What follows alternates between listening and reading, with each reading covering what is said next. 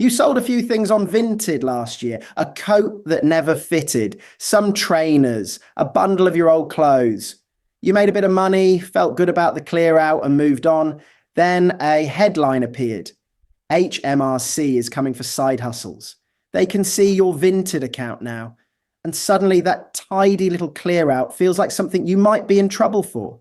Take a breath, because the real story is much calmer than the headlines want you to believe. Here is what actually happened. From the start of 2024, online platforms like Vinted, eBay, Etsy, Depop, and Airbnb were told to start collecting information about their sellers, not in secret. As part of an international set of tax rules, those platforms gather your details through the year and then send a report to HMRC once a year. The first of those reports was due by the 31st of January 2026. So yes, it is true. HMRC can now see a summary of what you sold, but seeing is not the same as taxing. And this is where almost everyone gets it wrong. The platforms only have to report you if you cross one of two lines. Either you sold more than 30 items in the year, or you received more than around 2,000 euros, which is roughly £1,735. Go under both of those, and the platform does not even send your details. Go over them, and all that happens is HMRC receives a summary. A report landing on a desk is not a tax bill. It is just information. So the panic headline, the one that says everyone selling on Vinted now owes tax, is simply not true. Let us walk through what is actually going on calmly, the way someone should have explained it in the first place. There is no such thing as a special side hustle tax. That phrase was invented by headline writers. What exists is ordinary income tax, the same tax that applies to any money you earn.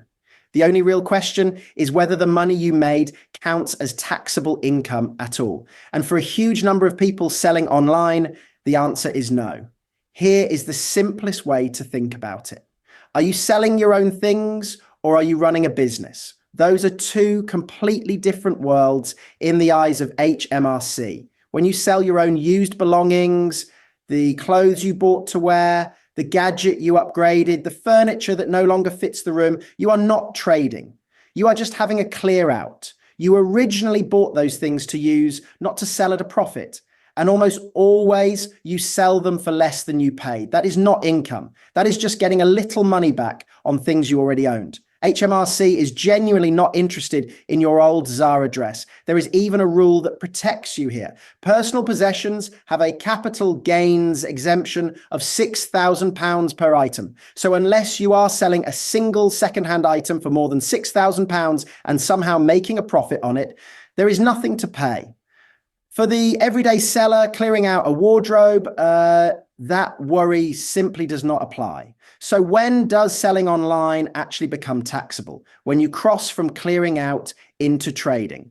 And the line is more about intention than amount. You are likely trading if you buy things specifically to sell them on for more. If you make items to sell like crafts or prints, if you offer a service like designing or tutoring or delivering, if you buy in bulk, flip stock, or treat it like a little shop, that is a business, even a tiny one. And the profit from it can be taxable. But here is the part the headlines never mention. Even when you are trading, you get £1,000 of it completely free. It is called the trading allowance. Every person in the UK can earn up to £1,000 a year from self-employment or selling before tax gets involved at all. Under £1,000 of trading income across the whole tax year, and you usually do not need to register, do not need to file anything, and do not owe a penny. The tax year runs from the 6th of April to the 5th of April the following year.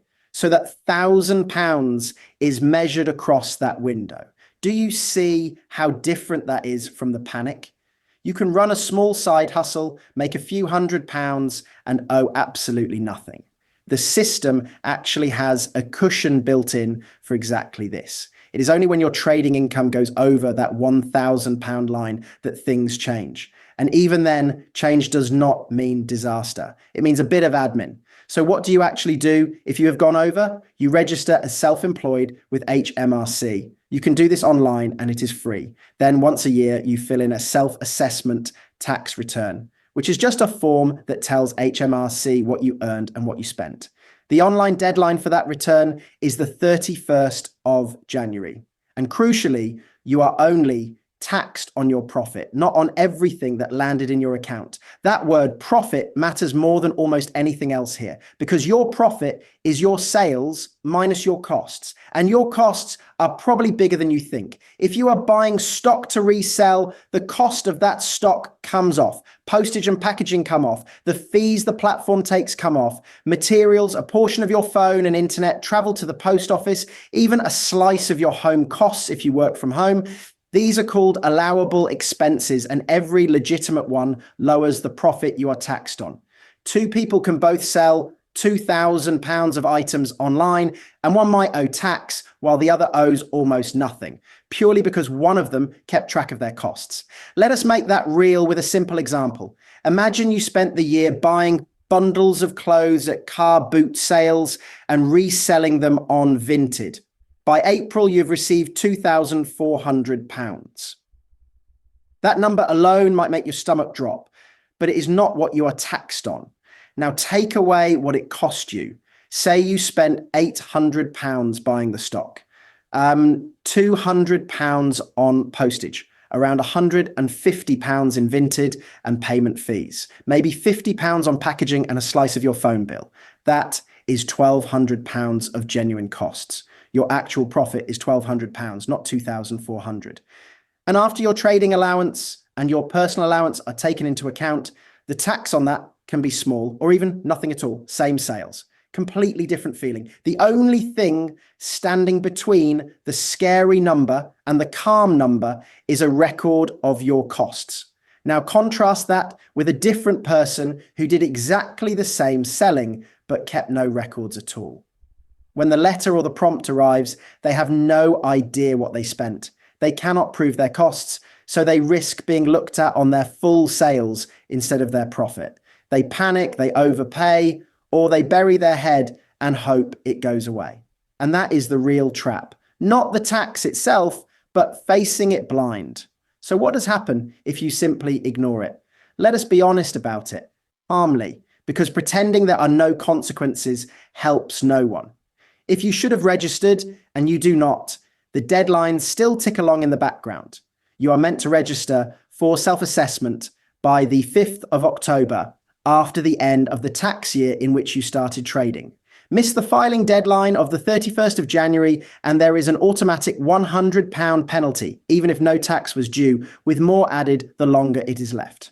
HMRC can also charge interest on tax paid late, but here is the reassuring part. None of this is a knock at the door. It is paperwork with a timeline. HMRC would far rather you put your hand up and sort it than hide. If you realize you should have declared something from a previous year, you can. There are straightforward ways to bring things up to date, and people who come forward are treated far more gently than people who get found out. The worst thing you can do is nothing. The best thing you can do is simply know your numbers. And that is really the heart of it, not fear, records. Remember that personal allowance too.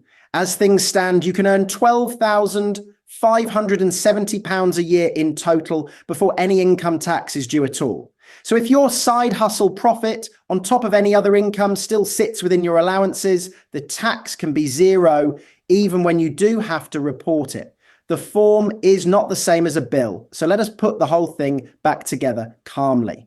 HMRC can now see a summary of your online sales, yes, but only if you pass 30 items or about £1,700.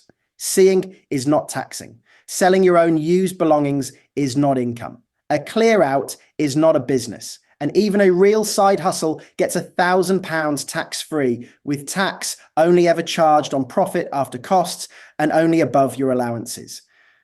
The scary version was never the true version. What you actually need is not panic. It is a clear picture. You want to know at any moment how much you have really made this year, whether you have crossed the £1,000 line, what your costs were, and roughly what to set aside just in case, so a tax bill is never a shock. That is the calm way out.